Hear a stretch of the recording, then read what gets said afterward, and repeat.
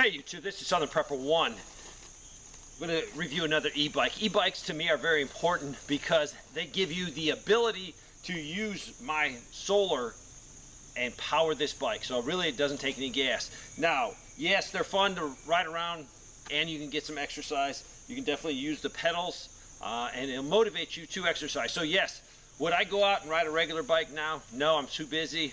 This lets me jump on this bike, cover a lot of territory, and I relax. I use a ride to relax. I also get a little exercise. I've done one other review on a bike. I got this to do, and I will be doing 3 more hopefully next week, and then I'm going to show you all 5 e-bikes together because I get paid 0 to do these. I have the greatest job in the world. I get to review products, and I have the advantage of seeing what's out there, and the advantage is shared with you so you can buy the right things. I've had a lot of people contact me about e-bikes because they're interested in them. But this is, you know, fun. It's for exercise, and it's also a survival product. This is a survival prepping channel. This would be vital in a grid down situation. I could use my solar. I can easily jump on here and go visit friends that are 1, 2, 3, 5 miles away, and it's pretty quick. When you're traveling over 20 miles an hour on this bike, you can cover a lot of territory. Now, granted, if you live in the city, this would be ideal. If you're commuting back and forth and you live very close to your work, this would be ideal to save money on gas, especially if you could park it at work and go ahead and plug the charger in, use company electric and power yourself back home. But if you only live a few miles, you'll have no problems. If you live 10 miles, you could definitely do it. Now, granted, on bad weather days you can't, but on good weather days you could save a lot of money in fuel. Let's go over the features on this. This is a Heybike. They sent this to me absolutely free. I'm not signed up for any of their affiliates plans. I will get no money if you buy it, and that's the way I want, so I can be totally honest and not skew any results. This is called their Ranger. This is a 500 watt motor on this, and that is the problem with this bike, but I will go over that later in the thing. Let's get into it. This will come in a big box. You got to assemble it.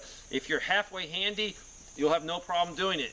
It takes 2 people, one to help you just for a second, but a handy person can put this together. This says it has a max load of 330 pounds. I'm 185 pounds. I would hate to see what 330 pounds would do it. The frame would handle it fine. This is built well. Nothing wrong with the frame, but I'm worried about only 500 watts. The power is not there. So if you weigh 300 pounds, do not even think about this bike at only a 500 watt motor. They make them, I've seen them down to 350. I've never tested a 350 watt e-bike. I would never even want one, be honest with you. But they make 750, they make 1,000 and even higher. This thing weighs about 70 and a half pounds. So when you use the electric battery and you're pedaling, it's great. But if you take the electric battery out of the question, you try to pedal this thing, it is hard. So if you're thinking about using this vehicle to go long distances, you'd be better off getting a regular pedal bike because it's going to be easier for you. Yeah, granted, the first part of your trip with the electric battery is going to be good, but if you have to pedal this bike for long distances, you're going to get off and push it. That's how bad it is, just because it weighs 70 pounds plus the way all this motor works. You got a max speed, and this is with pedal assist of 25 miles an hour. The range, a lot of people say, what's the range on these bikes? I'm going to give you what the manual says. If you're using just battery, electric, this thing will go 30 to 37 miles. If you use pedal assist, that's meaning you use the gas, push it, gun, and also pedal while you're doing it, you can go 38 to 48. I'm wondering how they get this. Do they put a 100-pound person on here? Do they have a perfectly level surface? In real world, I couldn't get that. Not at all. You can definitely probably do 25 on electric if you're pushing it, but it's because of my terrain where I live is, you know, a factor in it. If you live in a city or suburbs and you have perfectly flat ground or just very slight inclines, you're going to get a lot more than I'm going to get out of this thing. They say in the manual the max climb is 14%, 14 degrees. I had troubles on a lot of hills around here. Now these weren't giant, massive hills. If they were massive like that, I had to get off and walk the bike. If there were very long grades that weren't, you know, a big change, it still taxed the bike just because it is only 500 watts. The bike comes with a key that you can insert into it. I like that feature because you can actually lock it, take it out. Now they could still steal your bike and walk away with it, but if you lock it up they can't, but they can't actually use it or mess with it. So I like that feature. It also comes with a feature where you can unlock this battery. This battery can slide out. You can charge this unit with the charger they give you, and you can charge it with it on the bike, or you could take it off and take it into the house and charge it. Remember, this is a lithium battery, so if it's really under 32 degrees outside, just take it off, charge it in the house. Don't charge it in your carport or in a very cold garage. So I like the feature with the switch. You can lock it so nobody can mess with anything. They put the display model right in the center. I have seen some and I've ridden some with it on the side. I like it in the center because that way I don't have to be turning, and a big display for us old people is great. The display is wonderful. It gives you the speed, it gives you an odometer, it gives you, if you want to see, a trip meter, and the trip meter is good to have running when you take it out so you can watch how far you go, and it also gives you the display of the battery. Now this one is easy to use. It has a negative and a positive, and it has 4 modes. It has 0, 1, 2, and 3, and those being pedal assist modes. So there's nothing wrong with that. There's some e-bikes that have higher pedal assist, but it definitely gets it done. The thing that I like a lot is the lights. This one, there's some e-bikes that don't have the back light, but this one will blink when you put the brakes on. That is a great warning if you're in the city, and it works great. So you can actually turn on your headlight, and when you turn the lights on, you will have a red solid light in the back. When you apply either the front or rear brakes, it will flash really good. So that just tells people, hey, watch out for me. So a positive thing is it's big and it's in the center and it does everything you want. Another thing is a water bottle holder. A lot of e-bikes don't come with water bottle holders, so you have to run out and buy one. This one comes with it, so that is definitely a good selling point. The suspension on here. Most of e-bikes will have adjustable suspension in the front, and you can adjust them. I have some e-bikes that I'm reviewing that has no suspension in the rear. So if you have a back problem, I have a buddy that has a back problem. He doesn't like riding any of the e-bikes unless it has suspension because he feels every bump. Now granted, if you're in a city environment on perfectly flat pavement, it's a lot easier. I live in the country, so I might have gravel roads and poorer quality roads. So this has a lot of travel and it actually works really well. So there's a good point. The suspension system on this bike is great. The seat, I don't like the seat. It's very uncomfortable. And that could be a personal opinion.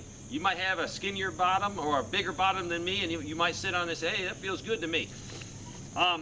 It does not feel good to me. One thing is this is so rounded. I wish it was not as round. I definitely don't like the seat. The seat is very soft though, and it's surprisingly, when you feel it, it's like, oh, that thing's gonna be nice. In reality, my bottom and that seat don't mix. Let's move on to the steering. This bike is foldable, and it folds up nice. It folds up small. You could easily lift it. Now it's 70 pounds, so you might have to have help lifting it into someone's trunk or into their hatchback. But this thing actually collapses, folds together. So if you're needing a bike that folds, this is one to look at. If it has to be able where you can fold it, you might be in an apartment, you might be where you don't have a lot of space, or you want to keep it in your trunk of a small car. This would definitely work. Let's go and talk about these handlebars. This bike was designed to fold. Right here it will fold down. The problem, which I do not like at all, is most bikes, if you look right here, most bikes' handlebars have an angle back to them. These do not. This is more straight up and down. And if you have bikes side by side, you can tell the drastic difference. So when I'm riding this bike, it feels like I'm pivoting the bike like this instead of normally like this. You will get used to it if you have to have a folding bike. I don't like that feeling. It just does not feel secure to me. I'd rather have my hands back a little farther than be right over top that pivot point. Another thing I don't like at all are these grips. By just looking at the grips, they say, oh man, that looks like nice leather. It looks really nice. The problem is when I put my hand on here, right here, after you ride for 30 minutes, you can't feel it, but there's some stitching in here. This stitching will irritate your palm a lot. It is not fun.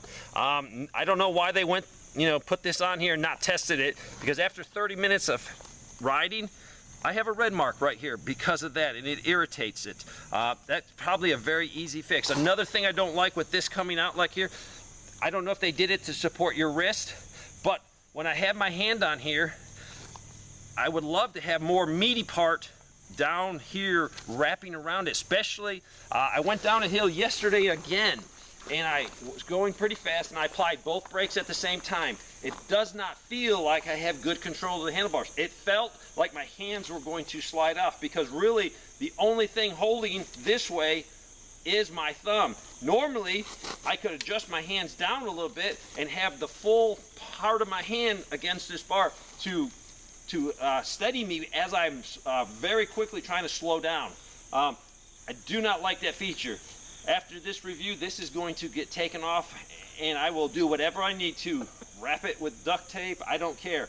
I don't like that feature. It doesn't give me the control. And it's even worse on the other side, because when my hand is on here and I'm applying the power, the acceleration right here, when I push down here, it actually creates a gap here, which I have less control on the right hand. So this is an easy fix, and it's sort of weird because someone could get on here and say, oh, I like that, that feels good to me. I want solid control of that handlebar when I'm riding. I don't want to feel like it's going to slip off. And these material right here is nice, it looks pretty, but it is very slick. I don't feel like I have any control when I'm really needing to stop or slam the brakes on.